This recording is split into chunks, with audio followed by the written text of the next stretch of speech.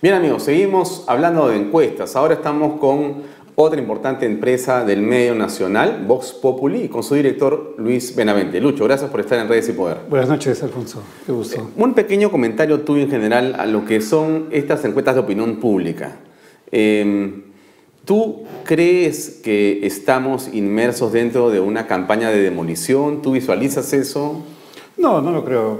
Creo que es una respuesta natural de cualquier funcionario de gobierno, más aún en el caso de un portavoz tan importante como es el presidente del Consejo de Ministros, porque el gobierno tiene que defenderse. Entonces, eso de campaña de demolición es casi una frase de manual de defensa de gobiernos en situaciones de crisis. Entonces, siempre va a haber algunas frases ya etiquetadas con las cuales un gobierno va a responder ante determinadas situaciones, ¿no? Y por otro lado, el gobierno tiene que reaccionar. ¿Y tu percepción en relación a lo que está ocurriendo en el país en este momento? Porque tú mides opinión pública todo el día. Entonces, en realidad, existe una, digamos, constante en lo que puede ser la crítica al gobierno y la evaluación negativa que se tiene contra el presidente de la República. A ver, en general, toda actividad pública está sujeta a la crítica. El fútbol, las corridas de toros, el deporte, la literatura y, por cierto, la política. Entonces, y también el periodismo, por supuesto. El periodismo, toda actividad pública. Una vez yo leí un comentario, un pequeño aparte en Caretas. A un poeta le pusieron que nunca habían visto tal desperdicio de papel bond. Muy bien. Lapidaria, realmente. Pues estamos expuestos, en general, todo personaje público, toda actividad pública está expuesto a esto, ¿no? Este es un gobierno pues, que está en una situación bastante mala. Hay un vacío de liderazgo, hay una crisis de liderazgo. El presidente no tiene liderazgo, no tiene mando, no lo ha tenido, no tiene capacidad de comunicación con la opinión pública, no es un buen vocero de sí mismo, del gobierno. Entonces, eso es consecuencia en el campo de la imagen. Junto a esto hay temas de gestión, evidentemente, ¿no? Pero yo creo que, a pesar de las dificultades de gestión, mal que bien, ese gobierno ha caminado, ¿no? El crecimiento económico se ha mantenido, aún el 2,4% del año pasado está muy por encima de la media sudamericana y la media latinoamericana. Entonces, creo que es el principal indicador el comportamiento económico de un país para medir la efectividad de un gobierno, ¿no? Pero en el plano político, el gobierno juega solitario. Cada vez su bancada en el Congreso, con el peso que tiene el Congreso, se ha ido reduciendo, está totalmente desconectado de las regiones del país, no tiene ninguna conexión con los gobiernos regionales, que cada quien tiene su propia visión de las cosas y que juegan más bien a oposición con el gobierno porque entran en alianzas para temas que son de beneficio político de ellos, ¿no? Tipo conflictos sociales, por ejemplo.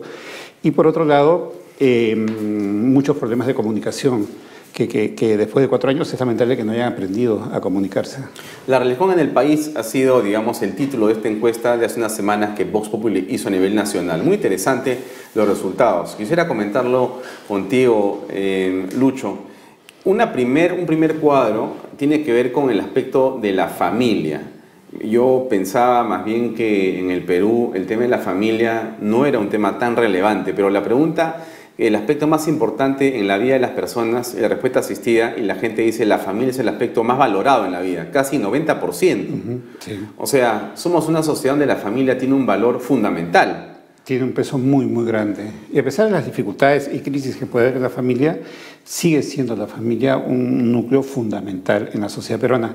Y no solo lo vemos en estos números de nuestra encuesta, Alfonso, sino también lo vemos en el día a día. Por ejemplo, en el Perú es muy común que el joven sigue conectado a la familia, viviendo en el hogar, en la casa familiar. Muchas veces el joven se casa y lleva a la mujer o la mujer lleva al marido y la nueva generación convive con ellos.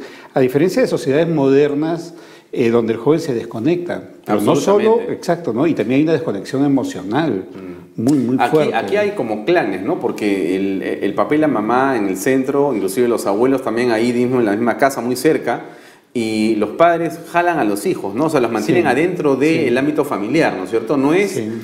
Me hace acordar mucho al caso norteamericano, ¿no? Te dicen, bueno, yo cumplo con el colegio y después, chao, ustedes se van a la universidad, la pagan como quieran. Claro. Pero aquí en el Perú más bien es diferente, ¿no? Los padres, en muchos casos, yo percibo que los padres se ponen en el hombro como una obligación también la universidad o la parte de formación técnica. Los que pueden, por supuesto, ¿no? Pero y aún cuando no puedan, el acogimiento a esos miembros de la familia dentro del seno familiar se mantiene. Es importante, Alfonso, y es bueno que en nuestra sociedad se preserve el valor de la familia, ¿no?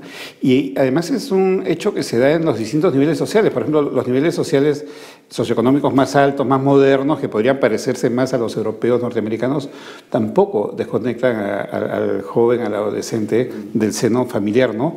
Y en el caso de los migrantes, por ejemplo, el valor de la familia es mucho más fuerte. Y en las regiones, en el Perú profundo, la familia sigue siendo muy fuerte.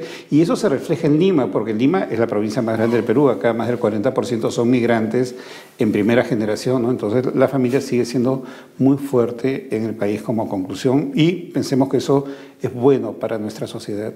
Después tú preguntas sobre la religión que se profesa, ¿no es cierto? Y sale católica y cristiana con casi 94%, lo cual, bueno, sinceramente para mí ha sido una sorpresa. Pensé que era mucho menos. Pero es bien importante el tema de la religión católica y cristiana porque está presente, ¿no es cierto? Claro, dentro de esta pregunta, por supuesto que tienes también a la protestante, ¿no es cierto? Pero igualmente es muy fuerte la presencia de la religión católica y cristiana en la mente de los peruanos. Y eso, digamos, también parece una sorpresa.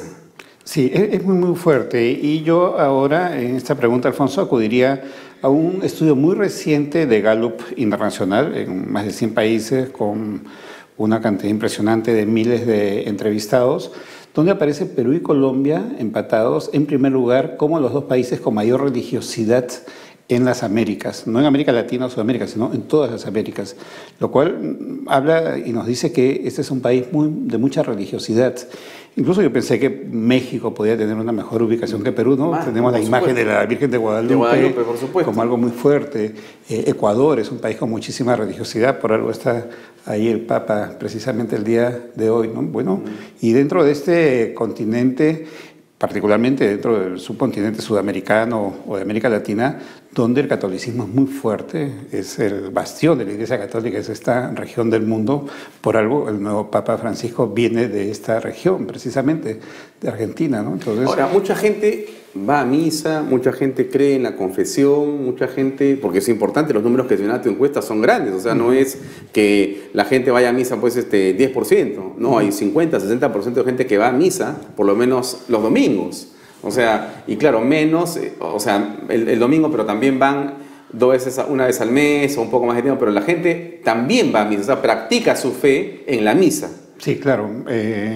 Y la práctica religiosa es fuerte, ¿no? Pero, digamos, hay gente que va semanalmente, un porcentaje de más del 20%, gente que va una vez al mes, en otro 20 y tantos por ciento, y otro 20 y tantos por ciento que va una vez al año, ¿no? Entonces, los niveles de práctica religiosa en lo que es asistir a misa, leer la Biblia, es variado, ¿no? Pero, sin embargo, hay prácticas religiosas muy fuertes, muy arraigadas, que están en los sacramentos. Preguntamos si usted tuviera un hijo hoy, ¿lo bautizaría en la Iglesia Católica? A los católicos, sí, más del 90% dijo que sí. Y usted quisiera recibir la extrema unción o santos óleos antes de morir, igual un porcentaje altísimo también. Entonces, desde el nacimiento hasta la muerte, la gente quiere estar bajo los rituales, los ceremoniales simbólicos del catolicismo, en este caso. Hemos estado en el Perú y seguimos inmersos en un debate sobre el tema de la unión civil, la unión solidaria y el tema de la homosexualidad y varios asuntos relativos a estas preocupaciones que tiene la sociedad. Y yo quisiera conversar contigo sobre qué es lo que arroja tu encuesta en el siguiente bloque. Vamos a una pausa comercial, Lucho, y enseguida vemos cuál es el nivel de aprobación de la homosexualidad en el país. Interesante conocer los resultados. Vamos a una pausa, amigos, y regresamos con Lucho Benavente aquí en Redes y Poder.